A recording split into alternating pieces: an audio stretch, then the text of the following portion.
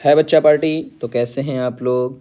तो आपका एक प्यारा सा chapter cell the unit of life, class 8, class 9, class 11 है ना। ये बहुत बेसिक और फंडामेंटल चैप्टर है। बहुत जगह पर ये चैप्टर रिमूव कर दिया गया है, बट मेरे पॉइंट ऑफ व्यू से आपको इसको ज़रूर पढ़ना चाहिए एक बार, ताकि आपको बायोलॉजी के बारे में बेसिक आइडिया हो। चलिए बिना टाइम को वेस्ट किए हुए हम शुरू करते हैं। सबसे पहले देखिए, सबसे पहले तो आप ये समझिए कि what is the meaning of cellular jail. देखिए, ये सबसे पहले आपने सुना होगा कि रॉबर्ट ब्राउन ने जो है सेल की डिस्कवरी की थी, ठीक है ना। आइए इस बात को समझते हैं। देखिए, ये है सेलुलर जेल, जिसे काला पानी कहते हैं।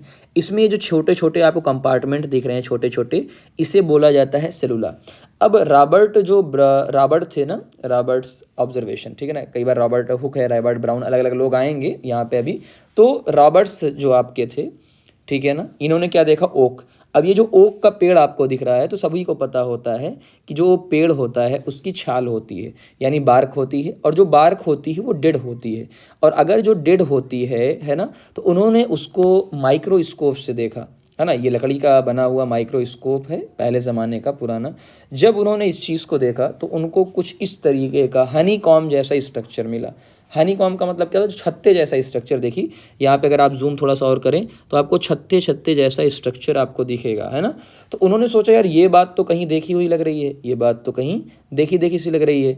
तो उन्होंने इसका नाम दिया क्या, सेलुला। देखो जो एकदम एकदम जेल के टाइप का था, एक अलग अलग कंपार्टमेंट, ठीक। तो अब आपको समझ में आ गया होगा कि सेल की डिस्कवरी किस तरीके से हुई। सबसे पहले रॉबर्ट हुक साहब ने सेल की डिस्कवरी किया था, और ये सेल डेड थी, सभी को ध्यान होगा, ये बार्क में थी यानी डेड सेल थी। तो लिविंग सेल की डिस्कवरी किसने की, देखिए, एंटोन वॉन लीवेनहुक। तो एल से लीवेनहुक होता है। इन्होंने पॉन्ड वाटर के अंदर, है ना, इन्होंने पॉन्ड वाटर के अंदर देखा, डिस्कवर्ड लिविंग सेल। अब लिविंग सेल जो होता है वो स्पाइरोगाइरा, ये जो होता है ना स्पाइरोगाइरा, इसकी डिस्कवरी एक्चुअल में इन्होंने की थी। यहाँ पे दो तीन बातें हैं। जब आपसे डिस्कवरी की बात करेगा तो डेड सेल, अगर आपसे पूछे डेड सेल, तो आप बताओगे कि 1665 में रॉबर्ट हुक ने डिस्कवरी किया था। और अगर आपसे सिर्फ सेल पूछे या आपसे क्या है, लिविंग सेल पूछे, है ना, तो आप क्या होगे, लीवेनहुक ने डिस्कवरी की थी। और अगर न्यूक्लियस की बात करें तो उसे रॉबर्ट ब्राउन ने, आगे आप पढ़ेंगे, उसकी डिस्कवरी 1861 के अंदर की थी। किसके अंदर, 1861 के अंदर की थी, ठीक है ना। तो ये सभी को ये बातें पता होनी चाहिए पूरी की पूरी, है ना। तो इसमें कन्फ्यूज़ नहीं होना है आपको, इसमें कन्फ्यूज़ बिल्कुल भी नहीं होना है आपको, ठीक। चलिए आगे बढ़ते हैं। अब आते हैं सेल थ्योरी की बात करते हैं कि सेल थ्योरी क्या है। थ्योरी बहुत सारी चीज़ें होती हैं, आपको पता थ्योरी क्या होता है ना। अब थ्योरी का मतलब क्या है, कोई चीज़ बता दी जाती है, कह दी जाती है ना, बाद में उसको प्रूफ वगैरह किया जाता है। जैसे देखिए, सबसे पहले बात आई एमजे स्लाइडन साहब, ये बोटनिस्ट थे। अच्छा, बोटनिस्ट क्या होता है, जो प्लांट पे स्टडी करते हैं। तो इन्होंने बताया कि यार ये इन्होंने प्लांट के बारे में बताया, यहाँ ध्यान देखो। तो ये सबसे इंपॉर्टेंट चीज़ है कि इन्होंने किसके, भाई ये बोटनिस्ट मतलब जो प्लांट पे स्टडी करते हैं, जो साइंटिस्ट, उसे बोटनिस्ट कहते हैं। और बोटनी जूलॉजी दो पार्ट होते हैं बायोलॉजी के। जूलॉजी का मतलब क्या होता है कि जो प्लांट वगैरह की, सॉरी, एनिमल वगैरह की बात करते हैं। और बोटनी का मतलब क्या होता है, जिसमें प्लांट्स की बात की जाती है। तो इन्होंने प्लांट के बारे में बताया कि प्लांट की जो सेल होती है वो बहुत सारे टाइप के, प्लांट जो होता है बहुत सारे टाइप के सेल से मिलकर बना होता है। और जो ये श्वान थे ना, श्वान, अब श्वान क्या होता है, एनिमल होता है। अब कुछ लोग कहेंगे सर ये तो पंछी, भाई प्लांट और एनिमल में आप देखोगे तो एनिमल के अंदर ही सारे लोग आते हैं, हम सब भी एनिमल के अंदर आते हैं। श्वान तो ऐसे मैंने याद रखा है, ये जो हंस होता है श्वान, है ना, ये एनिमल में आता है। तो ये बोथ प्लांट और एनिमल दोनों पे इन्होंने स्टडी किया कि भाई दोनों जो है सेल से मिलकर बने होते हैं, ठीक। तो इन्होंने क्या बताया, देखिए, all the organism are composed of cell and their product, कि जितने भी ऑर्गेनिज्म हैं, जितने भी ऑर्गेनिज्म हैं, है ना। अब यहाँ वर्ड क्या यूज़ किया इन्होंने, ऑर्गेनिज्म। अब इसमें ऑर्गेनिज्म में सब आ जाएंगे, प्लांट और एनिमल। तो ऑल द ऑर्गेनिज्म, ये composed of cell and their product, cell और उसके प्रोडक्ट से मिलकर बने हैं। सर प्रोडक्ट का मतलब क्या है, जो कार्बोहाइड्रेट है, लिपिड है, प्रोटीन है, जो सेल का प्रोडक्ट होता है। और cell is the basic structural and functional unit of the life. इसको अभी हम चर्चा करेंगे इसके बारे में कि स्ट्रक्चरल और फंक्शनल यूनिट ऑफ लाइफ का मतलब क्या होता है। अब यहाँ पे आपको ये बात भी पता होनी चाहिए कि जो आउटर बाउंड्री है, जितने भी, ऑल का मतलब सभी, आउटर बाउंड्री है, जो प्लांट होती है उसकी आउटर बाउंड्री आपको सेल वॉल दिखेगी, और जो एनिमल होते हैं उनकी आउटर बाउंड्री प्लाज्मा मेम्ब्रेन दिखेगी। ये इन लोगों ने यहाँ पे बातें की। अब आपको समझ में आ गया होगा थोड़ा सा। चलिए अब आते हैं एक मॉडिफाइड डिवाइड सेल थ्योरी। ये रुडोल्फ वर्चो साहब थे, इन्होंने क्या कहा, ये पूरी इन्होंने थोड़ा सा अपग्रेड कर दिया और ये वर्ड दिया ओमनीस सेलुला और ई सेलुला। मतलब क्या है कि जो नई सेल हैं, new cell arise from pre existing, जो भी नई सेल हैं वो पुरानी वाली सेल से आई हैं, अपने परदादा से, अपने दादा से, है ना, यानी पुराने एंसेस्टर से आई हैं। अब बात ये होती है कि sir what is the cell. आपने बहुत बातें कर ली, बहुत सारी चीज़ें बता दी, ये सेल है क्या? तो आइए देखते हैं सेल क्या है। देखिए जैसे सेल, ये वॉल है, ये वॉल, अब ये वॉल बहुत सारे ईंटों से मिलकर बनी है, बिल्कुल, तो इसका यूनिट क्या हो जाएगा, एक ईंट हो जाएगी। ऐसे किताब जो है वो बहुत सारे पेजेस से मिलकर बनी है, तो इसका एक यूनिट क्या हो जाएगा, ये पेज हो जाए। इसी तरीके से देखिए मैं हूँ, कितना प्यारा सा फोटो है ना, ह्यूमन लिविंग ऑर्गेनिज्म, ये भी किस चीज़ से मिलकर बना है, एक सेल से। तो आइए जानते हैं सेल क्या होता है। तो हमने कहा सेल को डिफाइन कैसे करेंगे, how do you define the cell.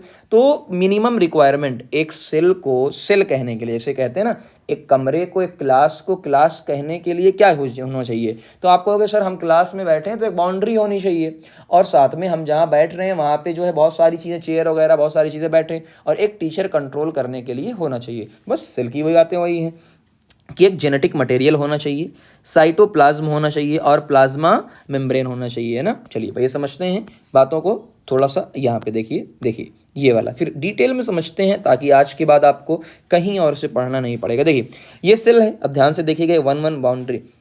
देखिए सबसे पहले सेल में एक बाउंड्री का होना ज़रूरी है, तो यहाँ पे मैंने नंबर 1 देखो, ये है आपका नंबर 1, एक मिनट, हाँ, तो ये आपका क्या है, नंबर 1 है, यानी एक बाउंड्री का होना क्या है, ज़रूरी है, एक बाउंड्री का होना ज़रूरी। अब बाउंड्री दो टाइप की होगी, या तो सेल मेम्ब्रेन या तो सेल वॉल। अब ये बात मैंने एक जगह सही लगाई है, एक जगह गलत क्यों लगाई, समझिएगा। ये जो सेल वॉल होती है, सेल वॉल प्लांट में होती है और फंजाई में होती है, बिल्कुल, सेल वॉल प्लांट और फंजाई के अंदर होती है, लेकिन सभी के अंदर सेल वॉल नहीं होती है, सिर्फ प्लांट्स और फंजाई के अंदर होती है, जबकि सेल मेम्ब्रेन सभी के अंदर होती है। यानी आप कह सकते हैं कि सेल मेम्ब्रेन यूनिवर्सल होती है, यानी ये सभी के अंदर होगी, जितने भी सेल हैं जो सेल से मिलकर बने हैं ये सभी के अंदर होगी, जबकि ये सभी के अंदर नहीं होगी, इसलिए हम इसको कंसीडर कर रहे हैं और इसको कंसीडर नहीं कर रहे हैं। अगला साइटोप्लाज्म। साइटोप्लाज्म का मतलब होता है वर्क एरिया। वर्क एरिया का मतलब भाई जिस रूम में आप बैठे हैं तो वहाँ का जो स्पेस है जहाँ आप काम करते हैं उसे बोलते हैं साइटोप्लाज्म, वर्क एरिया, इसी के अंदर केमिकल रिएक्शन होती है। अब आते हैं अंदर कंट्रोलर। कंट्रोलर का मतलब क्या है, जिसे हम कहते हैं जेनेटिक मटेरियल, है ना, कंट्रोलर। अब देखो एक आपने नाम सुना होगा कि भाई सेल को डीएनए ही न्यूक्लियस कंट्रोल करता है, लेकिन भाई न्यूक्लियस सभी के अंदर नहीं होगा। अभी आपको बहुत इंपॉर्टेंट बात बताऊंगा और ये स्टार लगा लीजिए, ये बातें आपको किसी और ने में भी हो सकता है ना बताई हो, जहाँ तक मैंने देखा। देखो न्यूक्लियस और डीएनए में कौन किसको सही मानेंगे, सर सही तो दोनों है, सही तो दोनों है, बट न्यूक्लियस पूरी तरीके से सही नहीं है। अभी थोड़ी देर के बाद आपको बताऊंगा प्रोकैरियोट सेल और यूकैरियोट सेल। डीएनए सभी के अंदर होगा, है ना। वायरस, भाई वायरस को हम मानते ही नहीं है, ना लिविंग मानते हैं और ना नॉन लिविंग मानते हैं, तो वायरस को तो हम मानते ही नहीं। वायरस के अंदर आरएनए पाया जाता है डीएनए के साथ साथ। अच्छा एक और बात बता दूं, वायरस जो होता है वो सेल होती ही नहीं है, ए सेलुलर होता है, तो हम सेल की ही बात नहीं करते हैं, वायरस ए सेलुलर होता है। मे भी आपने इस चीज़ को पढ़ा हो, है ना, माइक्रो ऑर्गेनिज्म चैप्टर के अंदर आपने इस चीज़ को पढ़ लिया होगा। चलिए अच्छा बात कर लेते हैं कि यार ये बात तो सही है, ठीक है, और जेनेटिक मटेरियल क्या होता है उसकी बात करते हैं। समझिए सबसे इंपॉर्टेंट चीज़ जेनेटिक मटेरियल, आज आप समझ जाएंगे। देखिए ये पेरेंट्स हैं, है ना, माता पिता। अब जो पेरेंट्स में से जो मेल होता है उसके अंदर स्पर्म होता है और फीमेल यानी ओवम, ये दोनों जब मिलते हैं तब जाइगोट का फॉर्मेशन होता है। ये आपको रिप्रोडक्शन चैप्टर में पढ़ाया जाएगा, है ना, ठीक है ना, जाइगोट का फॉर्मेशन होता है। अब जो स्पर्म है, जो मेल है उसका डीएनए और जो फीमेल है उसका डीएनए, ये दोनों मिलकर क्या होते हैं, जाइगोट बनाते हैं। अब खुद, और जाइगोट से बनता है आरएनए, आरएनए से बनता है प्रोटीन, और प्रोटीन से क्या बनता है, फिर एक नया बालक या बालिका बन जाती है, ठीक है ना, ये बात। अब एक बात बताओ कि ये जो नया या ऑफस्प्रिंग है, नया जो बच्चा पैदा हुआ है, ठीक है ना, इसके अंदर माँ के कैरेक्टर होंगे या बाप के कैरेक्टर होंगे या दोनों के होंगे, ये कौन डिसाइड करता है कि इन्फॉर्मेशन किस तरीके से आएगी। तो वही जो the material which transfer information, कि जो पेरेंट्स से बच्चे के अंदर इन्फॉर्मेशन को लेकर आएगा उसे ही क्या बोलते हैं, जेनेटिक मटेरियल, जो डीएनए होता है। ज़्यादातर में क्या होता है डीएनए, सम वायरस के अंदर जिसे एचआईवी होता है, जिससे एड्स होता है, या कोविड-19 जो आया था उसमें आरएनए होता है। बात समझ में आ गई कि भाई पेरेंट्स से बच्चों के अंदर जो कैरेक्टर आते हैं वो किस फॉर्म में आते हैं, वो तो डीएनए ही लेकर आता है, तो उसे बोला जाता है जेनेटिक मटेरियल, ठीक है ना। चलिए अब यहाँ पे एक बात और कर लेते हैं, जो एक वर्ड आया था, cell is the structural and functional unit of the life. ऐसा क्यों बोला जाता है, ये सवाल करिएगा, बड़ा इंपॉर्टेंट है कि सेल को स्ट्रक्चरल यूनिट क्यों कहा गया, फंक्शनल यूनिट क्यों कहा गया। समझिएगा, स्ट्रक्चरल यूनिट इसलिए कहा गया कि जितने भी ऑर्गेनिज्म हैं, ऑल ऑर्गेनिज्म, जितने भी ऑर्गेनिज्म हैं, सब सेल से मिलकर बने हैं। सर कैसे? देखिए, जो यूनिसेलुलर है मतलब एक सेल के, अमीबा और पैरामीशियम, ये भी एक सेल के हैं तो सेल से मिलकर बने हैं। बिल्कुल सही बात है। अच्छा, इनके अंदर टिश्यू हैं, ऑर्गन, ये सब होते ही नहीं है क्योंकि एक सेल के हैं। लेकिन जो मल्टी सेलुलर हैं, जिनके अंदर बहुत सारी सेल है, तो जाहिर सी बात है जो बहुत सारी सेल है वो भी तो एक सेल से मिलकर बनी होगी। बिल्कुल, जैसे देखिए अभी आपको पता चला, अभी आपको कि भाई साहब स्पर्म या डीएनए या ओवम, ये सेल होते हैं, इनसे मिलके बनता है पहले जाइगोट। तो सबसे पहले क्या बनता है? जाइगोट। जाइगोट से बनता है टिश्यू।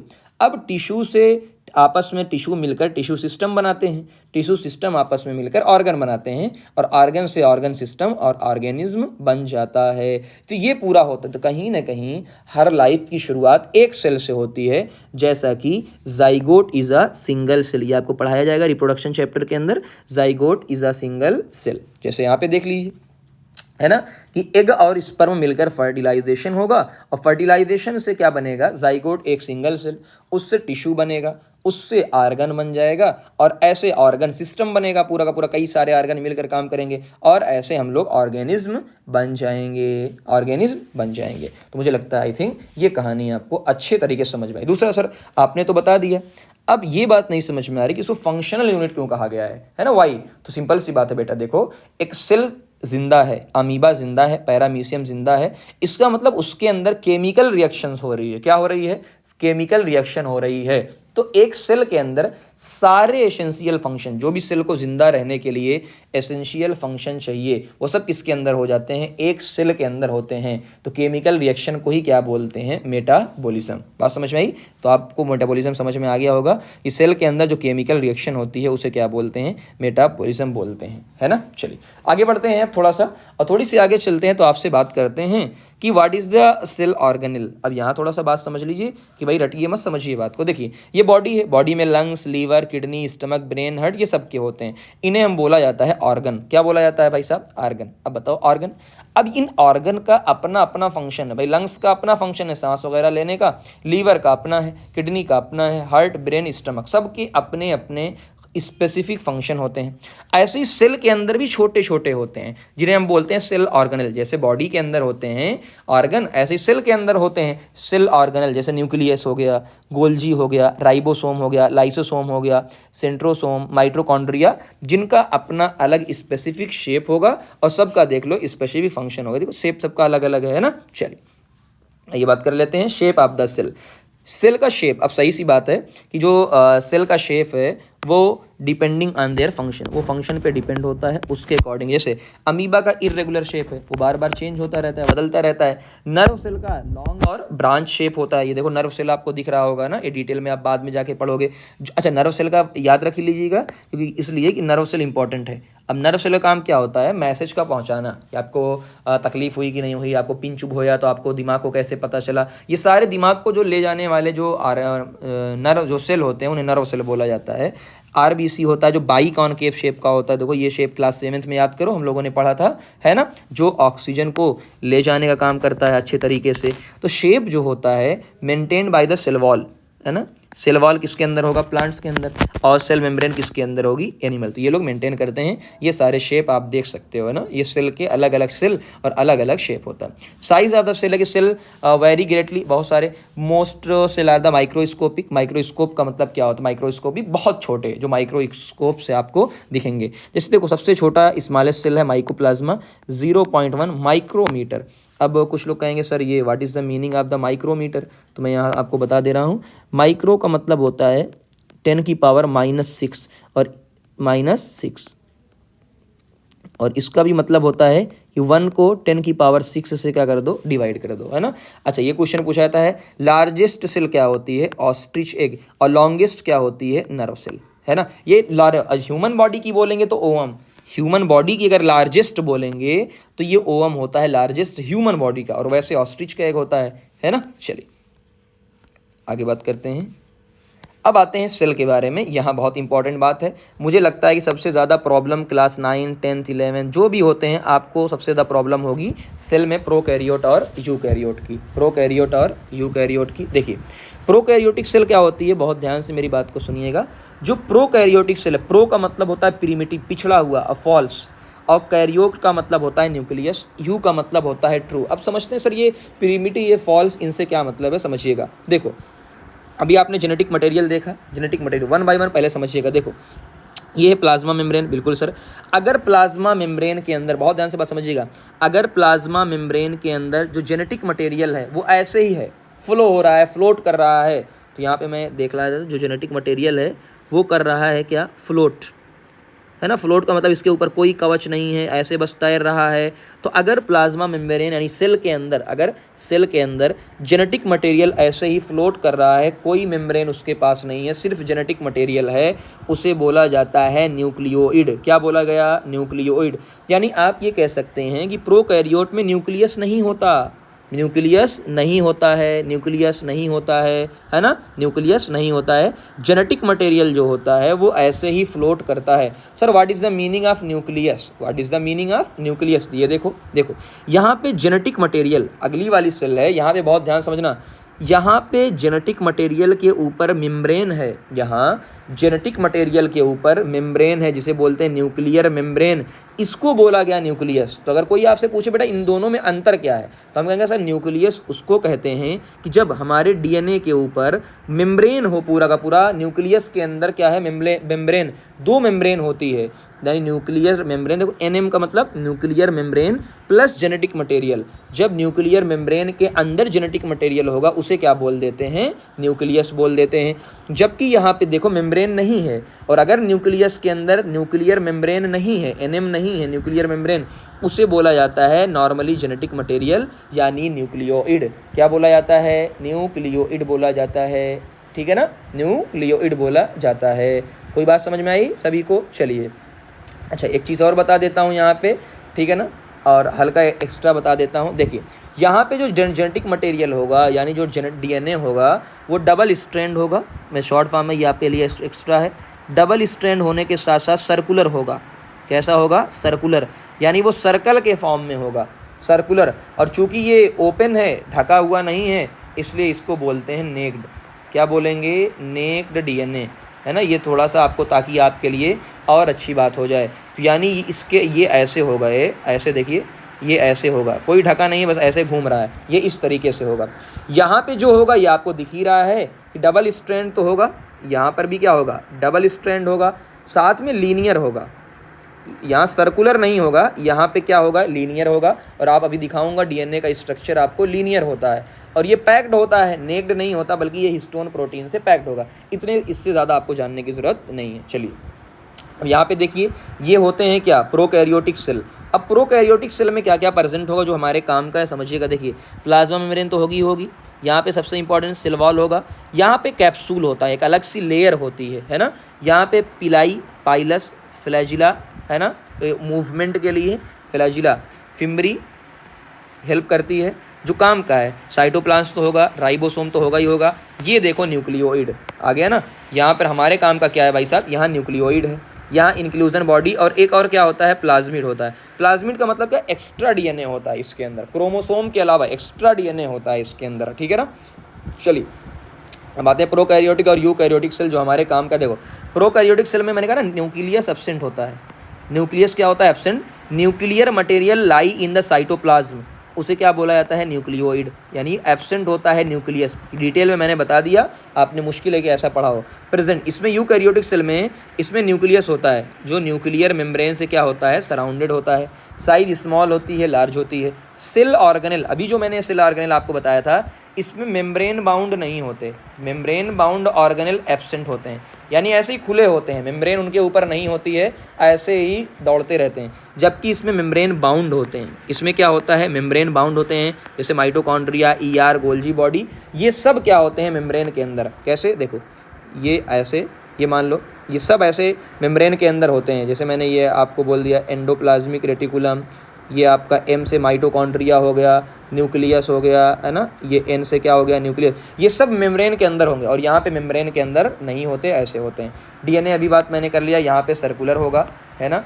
हिस्टोन प्रोटीन नहीं होती है, यानी पैक नहीं होते हैं। यहाँ पे लीनियर होता है और ये पैक्ड होते हैं। एग्जाम्पल याद रखिएगा, जितने भी बैक्टीरिया हैं और उन्हीं बैक्टीरिया के अंदर साइनो बैक्टीरिया आता है, और कई बार साइनो बैक्टीरिया को ही अलग जगह लिखा होता है BGA, ब्लू ग्रीन अलगी। क्या लिखा होता है बेटा, ब्लू ग्रीन अलगी, तो BGA यानी ब्लू ग्रीन अलगी। और बाकी जितने भी हैं इनके अलावा, बैक्टीरिया के अलावा ऑल सब यूकैरियोट होते हैं। सेल डिवीज़न आपने माइक्रो ऑर्गेनिस्ट चैप्टर के अंदर पढ़ा होगा कि सेल डिवीज़न बैक्टीरिया के अंदर बाइनरी फिजन होता है, जबकि यहाँ पे आप जाके पढ़ोगे माइटोसिस और मियोसिस होगा, ठीक है ना। ये सिंपल स्ट्रक्चर होते हैं, ये कॉम्प्लेक्स। तो इतने सारे आपको प्रोकैरियोट यूकैरियोट मैंने आपको बता दिए, हालांकि और सारे डिफरेंस होते हैं, बट इतना काम का है। चलिए अब बात करते हैं यूकैरियोटिक सेल की, है ना। चूंकि हमें डिटेल में किसको पढ़ना है, यूकैरियोटिक सेल को पढ़ना है। डिटेल में हमें यूकैरियोटिक सेल के बारे में पढ़ना है, समझिएगा।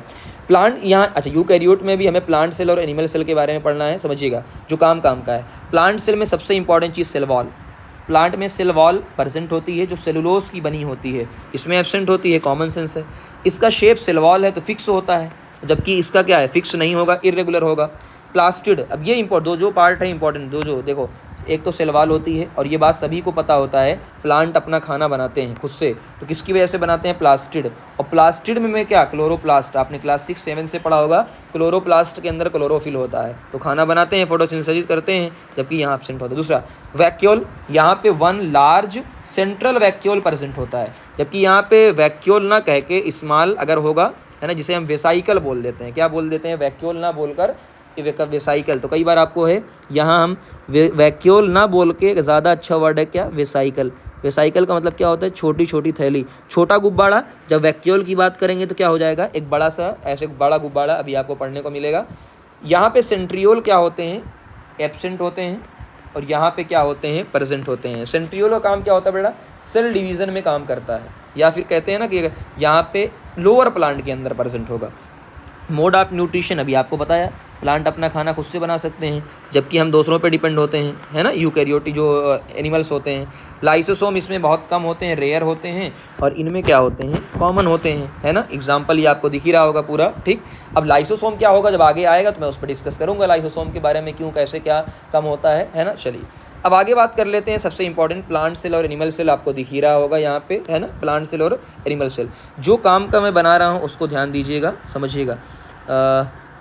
ये हाँ, इसके अंदर भाई क्लोरोप्लास्ट होता है, वैक्यूल होता है, और सेल वॉल होता है, बस इतनी, ये ठीक है ना। और बाकी सभी के अंदर हाँ पैराक्सिसोम वगैरह, और इसमें है क्या है, आपको ये धीरे धीरे पढ़ने को मिलेगा ही ये सारा। तो एक बार स्ट्रक्चर आप देख लीजिए ताकि पूरी बातें समझ में आ जाए। चलिए आगे बात करते हैं हम सेल मेम्ब्रेन पे और सेल वॉल पे, है ना। सबसे पहले हम किसकी बात करते हैं, सेल मेम्ब्रेन की और सेल वॉल की। चलिए आइए देख लेते हैं क्या क्या है काम। अब सेल मेम्ब्रेन को देखो कितने नाम दिए, प्लाज्मा मेम्ब्रेन, प्लाज्मा लेमा। तो मैं इसका नाम पहले लिख दे रहा हूँ कि सेल मेम्ब्रेन, एक तो सेल मेम्ब्रेन इसका नाम होता है। सेल मेम्ब्रेन के अलावा कई बार इसको प्लाज्मा मेम्ब्रेन बोलते हैं, प्लाज्मा मेम्ब्रेन, बहुत नाम होते हैं इसके। कई बार इसको प्लाज्मा लेमा बोल देते हैं, प्लाज्मा लेमा।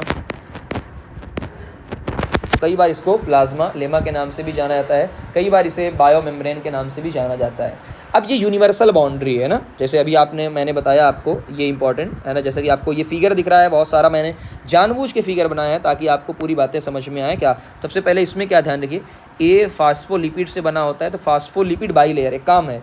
अब इसके अंदर क्या क्या प्रेजेंट होता है, जैसे देखो फास्फोलिपिड, अब ये होता है फास्फोलिपिड, एक उसका फॉस्फेट यानी हेड होता है, और एक फैटी एसिड की टेल उसकी होती है ना। ये मैंने जानबूझ के बनाई क्योंकि फिगर आपको बाद में भले ही ना याद रहे, बट आपको ये तो रहेगा हाँ सर ऐसा कुछ होता है। यहाँ पे कुछ ग्लाइकोप्रोटीन होती है, ग्लाइकोलिपिड होती है, या प्रोटीन होती है, कोलेस्ट्रॉल होता है, चैनल प्रोटीन होती हैं, है ना। फास्फोलिपिड आपको दिख रहा है, ये एक्स्ट्रा सेलुलर इंटरसेलुलर स्पेस। तो थोड़ा सा आपको आइडिया रहेगा हाँ सर ऐसा कुछ आपको आगे पढ़ना है ना, तो अभी आपके लिए ये बात है।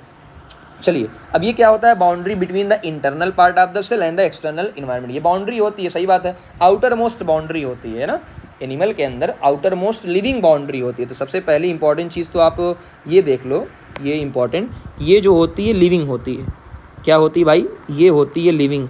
तो ये आउटर मोस्ट लिविंग बाउंड्री होती है, जबकि सेल वॉल क्या होती है, डेड होती है। सेल वॉल क्या होगी अभी आप पढ़ेंगे, सेल वॉल डेड होती है ना। चलिए आल्सो कॉल्ड प्लाज्मा मेम्ब्रेन या प्लाज्मा लेमा। सॉफ्ट होती है, पोरस होती है, ये इंपॉर्टेंट बात है, ये बहुत सॉफ्ट होती है। पोर, इसके अंदर क्या प्रेजेंट होते हैं, पोर। और पोर की वजह से permit movement of water and organic substance in और आउट, है ना, इन और आउट इसकी वजह से जाते हैं। एक और सेलेक्टिवली परमिएबल, ये इसके लिए सबसे खास है। सेलेक्टिवली परमिएबल का मतलब क्या होता है, ये सेलेक्ट करता है भाई, सभी को आने जाने नहीं देता है, ये सभी को आने जाने नहीं देता है, ये सेलेक्ट करता है। लॉ का की सिस्टम है ना, जैसे फॉर एग्जांपल के तौर पे ये देखिए, ये मान लिए है ना, और यहाँ पे इसके अंदर अभी दिखाया ये प्रोटीन होते हैं अभी ना, ये आपको प्रोटीन, तो मैंने कहा ये ए के लिए प्रोटीन है, ये बी के लिए है और ये सी के लिए है। तो ए से सिर्फ ए वाला जाएगा, बी से सिर्फ बी वाला जाएगा, सी से सिर्फ सी वाला ही जाएगा, इसे बोलते हैं सेलेक्टिवली परमिएबल, है ना। Made up of 2 layer with protein content, अभी बताया ना, मेड ऑफ 2 लेयर। अब ये लेयर क्या होती है, फास्फोलिपिड की होती है। किससे मिलकर बने होते हैं ये, लिपिड, प्रोटीन, कार्बोहाइड्रेट। तो ये जो लेयर होती है बेटा, ये बहुत इंपॉर्टेंट है, इतना बताना ज़रूरी है। ये होता है फॉस्फोलिपिड, क्या होता है, फॉस्फोलिपिड। और साथ में क्या होता है, प्रोटीन होता है, साथ में क्या होता है, प्रोटीन होता है ना। जैसा कि अभी मैंने फिगर में आपको दिखाया, देखिए यहाँ पे प्रोटीन होते हैं, यहाँ पे प्रोटीन, यहाँ पे क्या होते हैं, प्रोटीन। अब कुछ प्रोटीन ऊपर की तरफ होते हैं और कुछ प्रोटीन ऐसे चैनल बनाते हैं जिससे मूवमेंट होता है। हायर क्लासेस में चलोगे बताएंगे फंक्शन क्या है। ये शेप देता है, सेपरेट करता है अलग से, और गैस एक्सचेंज, मटेरियल के एक्सचेंज में क्या करता है, हेल्प करता है। चलिए आइए सेल वॉल पे बात कर लेते हैं। सेल वॉल क्या होती है, डेड, हालांकि डिटेल बहुत ज़्यादा है बट हमें डिटेल के बारे में नहीं जाना है, ठीक है ना। चलिए, ये डेड होती है, मेटाबॉलिक एक्टिविटी नहीं होती है। Present only in the plant cell outside the cell membrane, है ना, सेल मेम्ब्रेन के बाहर आउटसाइड होता है, जैसा कि शुरू में हमने आपको दिखाया था।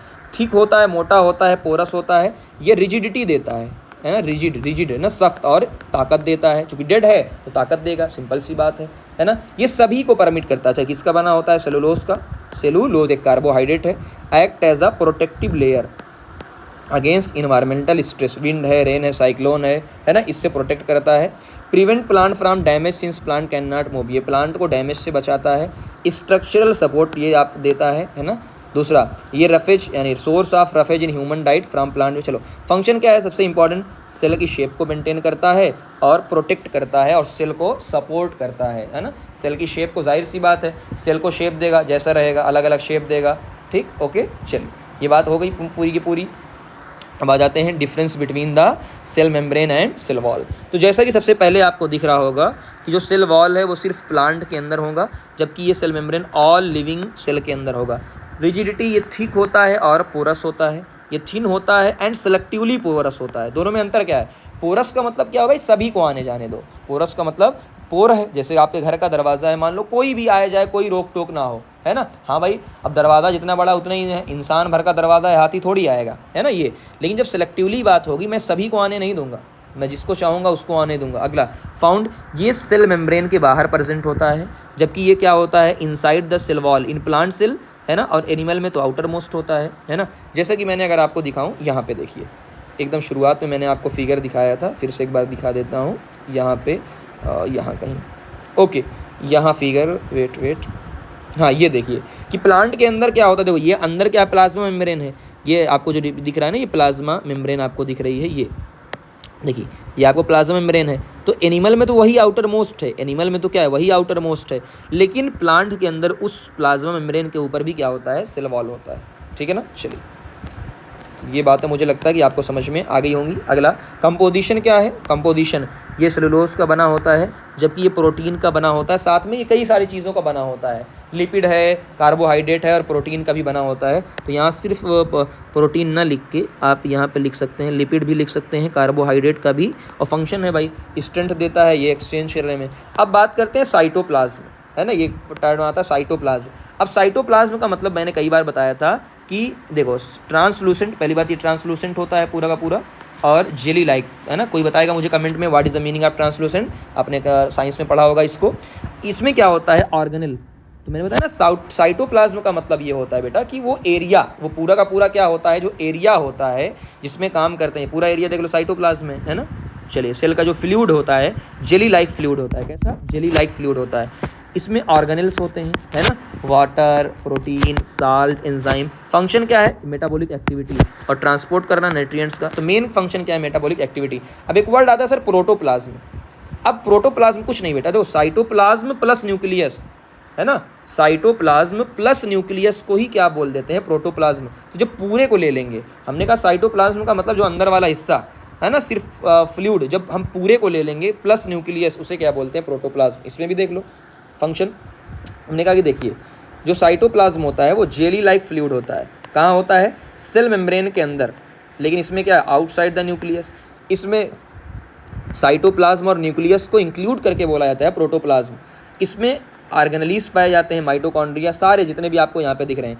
और यहाँ पर भी वही है कि भाई साइटोप्लाज्म प्लस न्यूक्लियस, मेम्ब्रेन, सारी चीज़ें। तो जो न्यूक्लियस वाला हिस्सा है जिसमें न्यूक्लियस के मेम्ब्रेन आएंगे, न्यूक्लियोप्लाज्म आएगा, क्रोमैटिन आएगा, न्यूक्लियोलस आएगा। लोकेशन क्या है, इनसाइड अ सेल मेम्ब्रेन, है ना, आउटसाइड द न्यूक्लियस। तो पूरी कहानी क्या है कि हम इसमें साइटोप्लाज्म में न्यूक्लियस को इंक्लूड नहीं करते हैं और प्रोटोप्लाज्म में न्यूक्लियस को इंक्लूड करते हैं। बात समझ में आ गई। चलिए अब इतनी। अब आते हैं हम अपने सबसे इंपॉर्टेंट चीज़ की तरफ, जिसे हम बोलते हैं न्यूक्लियस। क्या बोलते हैं, न्यूक्लियस बोलते हैं। तो क्या क्या बातें इसमें याद रखने वाली हैं, समझिए, जो आपके लेवल की है। देखिए न्यूक्लियस में इसे बोला जाता है कंट्रोल सेंटर या ब्रेन। अच्छा एक बात और आपको बता देता हूँ, जिसको न्यूक्लियस को फुल डिटेल में जानना है, फुल डिटेल में, तो आपको जहाँ वीडियो मिलेगा ना, वीडियो के लिंक में, या वीडियो खत्म होगा या वीडियो जहाँ पे शुरू होगा, तो वीडियो के जो नीचे लिंक होता है ना, लिंक डिस्क्रिप्शन, तो वहाँ पे आपको एक वीडियो मिल जाएगा, है ना, ठीक है ना। उस वीडियो को देखिएगा तो न्यूक्लियस के बारे में एक्स्ट्रा टाइम में बहुत अच्छा आपको लगेगा, बहुत अच्छा फील होगा कि न्यूक्लियस के बारे में पूरी जानकारी आपके पास हासिल हो जाएगी। चलिए पहला अभी आपके काम के लिए कि न्यूक्लियस क्या होता है, कंट्रोल सेंटर होता है पहला। दूसरा, यूजुअली स्फेरिकल होता है शेप के अंदर, है ना, और सेंटर में प्रेजेंट होता है। मैंने बताया था रॉबर्ट ब्राउन ने 1831 में इसकी डिस्कवरी किया था। इसकी बाउंड्री को बोला जाता है न्यूक्लियर मेम्ब्रेन। ये पोरस होती है और पोरस की वजह से क्या होता है, मटेरियल का एक्सचेंज करती है। अब यहाँ पे अगर आप ध्यान से देखोगे कि यहाँ पे जो मेम्ब्रेन होती है, न्यूक्लियर मेम्ब्रेन, ये डबल मेम्ब्रेन है। तो अगर आप गौर करोगे तो यहाँ पे जो आपको मेम्ब्रेन दिख रही है, न्यूक्लियर एनवेलप, है ना, इसे बोला जाता है। तो यहाँ पे 2 मेम्ब्रेन होती है, 2 लेयर होती है, तो डबल मेम्ब्रेन होती है ना। और डबल मेम्ब्रेन ज़्यादा लोगों में नहीं होती है, हम बात करेंगे, 2 मेम्ब्रेन होती है, ठीक। और इसके अंदर समझना, इसके अंदर जो फ्लूइड होता है जेली लाइक, उसे बोला जाता है न्यूक्लियोप्लाज्म। क्या बोला जाता है, जैसे सेल का फ्लूइड साइटोप्लाज्म, तो न्यूक्लियस का जो फ्लूइड होगा वो न्यूक्लियोप्लाज्म होता है ना। और इसके अंदर dense body, small dense body होती है, जिसे न्यूक्लियोलस बोला जाता है, जहाँ पे राइबोसोम का फॉर्मेशन होता है। क्या होता है, राइबोसोम, जो प्रोटीन बनाने में हेल्प करते हैं। इसके अंदर ही क्रोमैटिन होता है, यानी DNA plus protein, DNA plus protein जो क्रोमोसोम बनाता है ड्यूरिंग द सेल डिवीज़न। अभी आपको दिखेगा जीन प्रेजेंट होती है क्रोमोसोम पर, जो हेरिडिटी कैरेक्टर लेकर आती है कि पिता से बच्चे के अंदर जो कैरेक्टर आएगा, है ना, वो जन्मों जन्म तक, है ना, हर जनरेशन तक, उसे बोला जाता है। और ये सारी एक्टिविटी को, सेल डिवीज़न को, सबको कंट्रोल करता है। और मेच्योर आरबीसी के अंदर, आरबीसी के अंदर लास्ट ईयर मैंने आपको पढ़ाया था, आरबीसी के अंदर न्यूक्लियस एब्सेंट होता है क्योंकि इनको ज़्यादा जगह चाहिए होती है ना। चलिए तो ये इंपॉर्टेंट चीज़ है। देखिए ये न्यूक्लियर पोर होता है, दो सेल के भी, दो मेम्ब्रेन के बीच में अंदर क्रोमैटिन धागे जैसा स्ट्रक्चर है, इसे न्यूक्लियस बोला जाता है। न्यूक्लियस के अंदर भी डेंस स्ट्रक्चर, न्यूक्लियोलस या न्यूक्लियोप्लाज्म इनवेलप, ठीक है ना। अब एक चीज़ और बताना चाहूँगा जो यहाँ बुक में नहीं दी होती है, कि देखिए न्यूक्लियस के चारों तरफ कुछ चीज़ें होती हैं, जिसे बोला जाता है एंडोप्लाज्मिक रेटिकुलम। एक होता है रफ, रफ का मतलब क्या है, रफ का मतलब ये छोटे छोटे स्ट्रक्चर जिस पे होते हैं दानेदार, और ये दानेदार स्ट्रक्चर को ही क्या बोलते हैं हम लोग, राइबोसोम। क्या बोलते हैं, राइबोसोम।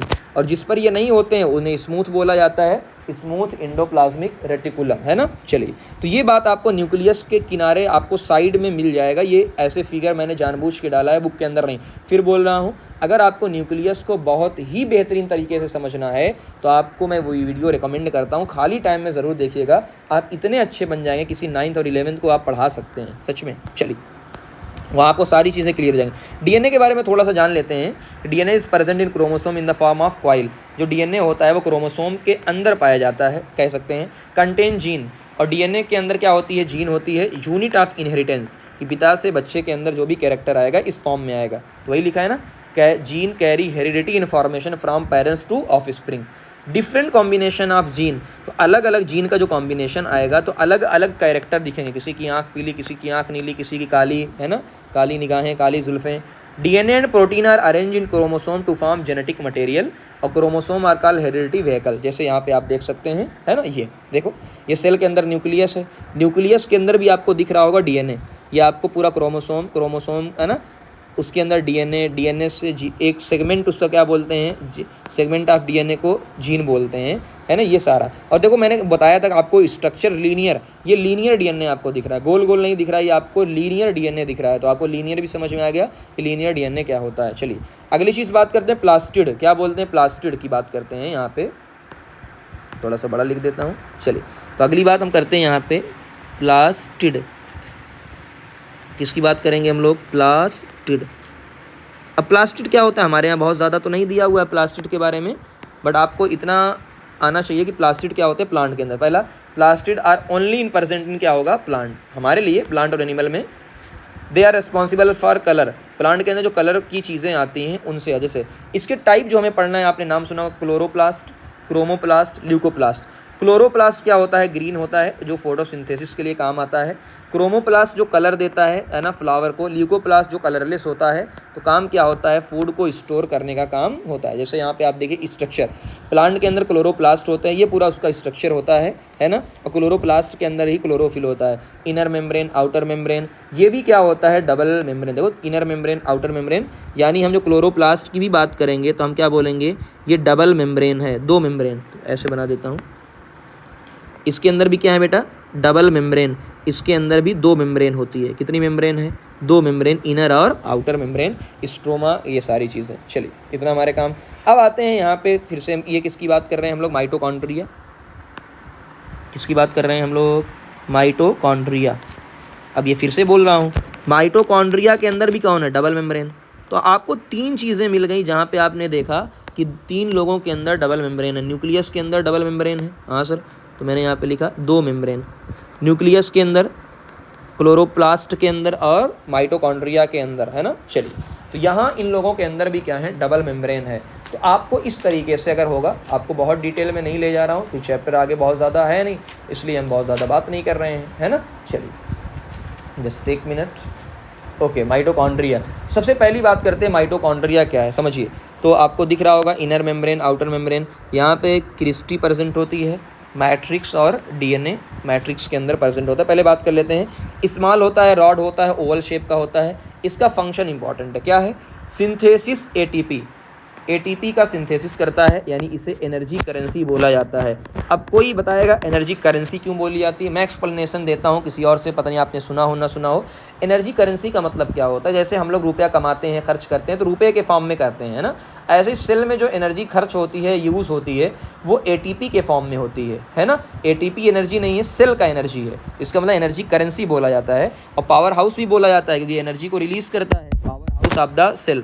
ये सभी के अंदर होता है, प्लांट्स के अंदर भी होता है, एनिमल के अंदर भी होता है। डबल मेम्ब्रेन होती है, प्रेजेंट इन मोस्ट प्लांट, है ना, एनिमल, है ना, एब्सेंट इन, ये बैक्टीरिया के अंदर नहीं होगा, रेड ब्लड सेल के अंदर ये नहीं होगा, है ना ये। और आपको और क्या ध्यान देना होता है इसमें, चलिए एक चीज़ और बता देता हूँ यहाँ पे, कि जो इसकी आउटर मेम्ब्रेन होती है, जो इसकी आउटर मेम्ब्रेन होती है, इसमें पोर होते हैं, है ना। इसमें क्या होते हैं, पोरिन्स, यानी पोर, ताकि मटेरियल आ जा सके। इनर मेम्ब्रेन जो होती है ना, यहीं पे आपको क्रिस्टी मिल जाएगी, जो अंदर वाली मेम्ब्रेन है वहीं पे क्रिस्टी मिल जाती है। ये क्या करता है, जैसे सरफेस एरिया को बढ़ाता है। अगर कभी आए इनर मेम्ब्रेन के अंदर जो उभरा हुआ पार्ट है, उसे ये सरफेस एरिया को बढ़ाएगा, और सरफेस एरिया ज़्यादा बढ़ेगा तो यहाँ पे एंजाइम होते हैं, वो बढ़ेंगे तो एनर्जी ज़्यादा बनेगी। क्या बनेगी, ज़्यादा बनेगी, है ना। मैट्रिक्स क्या होता है, माइटोकॉन्ड्रिया का लिक्विड। मैट्रिक्स क्या होता है, लिक्विड पार्ट। भाई जैसे सबका आया अपना अपना लिक्विड, तो ये जो माइटोकॉन्ड्रिया का जो लिक्विड है उसे बोला जाता है मैट्रिक्स। क्या बोला जाता है, मैट्रिक्स। और यहाँ पर ही क्या पाए जाते हैं, एंजाइम पाए जाते हैं, है ना। Ribosome, double strand circular DNA, इसका अपना डीएनए होता है, इसका डबल स्ट्रैंड सर्कुलर, यानी प्रोकैरियोटिक सेल जैसा यहाँ अपना खुद का क्या होता है, डीएनए। और जो मैट्रिक्स होता है ना, यहीं पे एंजाइम पाए जाते हैं, एरोबिक रेस्पायरेशन। तो आप ये कह सकते हैं कि यहाँ पे ये एरोबिक रेस्पायरेशन करता है, तो एक पार्ट ये भी आप ऐड कर सकते हैं भाई साहब। ये क्या करता है, एरोबिक रेस्पायरेशन करता है। तो कहाँ पे ऐड कर दूँ मैं भाई, एनर्जी को रिलीज़ करता है, कैसे, एरोबिक रेस्पायरेशन। लास्ट ईयर मैंने आपको बताया था, याद करो, है ना, वो चीज़ें मैंने पहले ही बता दिया। ईस्ट एनएरोबिक करता है माइटोकॉन्ड्रिया, एरोबिक रेस्पायरेशन करता है, 38 ATP निकलती है। यहाँ पे एंजाइम वगैरह पाए जाते हैं, है ना, डबल स्ट्रैंड मैट्रिक्स, यहाँ पे इसकी मैट्रिक्स के अंदर एंजाइम वगैरह पाए जाते हैं। चलिए अब बात कर लेते हैं हम लोग, और यहाँ पे हाँ वैक्यूल के बारे में। वैक्यूल जो होता है वो सिंगल मेम्ब्रेन का होता है। देखो टोनोप्लास्ट, इसकी जो सिंगल मेम्ब्रेन होती है उसी को क्या बोल देते हैं, टोनोप्लास्ट। तो इसकी जो सिंगल मेम्ब्रेन होती है उसको टोनोप्लास्ट बोलते हैं। सेल सैप होता है। सेल सैप का मतलब क्या होता है, जो सेल के अंदर का लिक्विड या फ्लूइड होता है उसे क्या बोल देते हैं, सेल सैप बोलते हैं। बात समझ में आई? अलग अलग टाइप के आप वैक्यूल पढ़ोगे तो इसे हम लोग क्या बोल देते हैं, सेल सैप बोलते हैं। ओके, कोई दिक्कत किसी को? चलिए, जैसे वैक्यूल में क्या क्या होता है, देखो ये ट्रांसपेरेंट होता है, मेम्ब्रेन बाउंड होता है, सैक होता है, filled with water and enzyme, इसके अंदर वाटर और एंजाइम होता है। ये बायंसी देता है वेट टू द सेल, है ना, और वेट, भाई जाहिर सी बात है पानी वगैरह भरा है, बायंसी तैलेगा, फूला हुआ गुब्बारा, है ना। चलिए, स्टोर वेस्ट, ये वेस्ट को स्टोर करता है। प्लांट में लार्जर वैक्यूल होते हैं, usually only one, large central, animal में स्मॉल होते हैं बहुत सारे वैक्यूल। तो हम इसे वैक्यूल, मैंने बोला था ना, इसे हम कई बार वैक्यूल ना बोलकर हम ये बोल देंगे छोटी छोटी वेसाइकल्स होती हैं, छोटी छोटी वेसाइकल्स होती हैं, है ना। ये बात सभी को ध्यान होना चाहिए, ठीक है ना।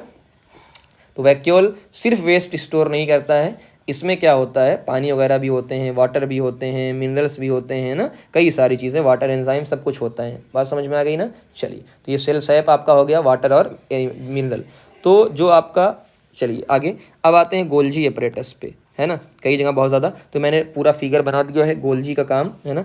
ट्यूब लाइक स्ट्रक्चर होता है। फंक्शन क्या होता है, सिंथेसाइज, इसका function synthesize, secrete and store substance like a protein, hormone, enzyme, ठीक है ना।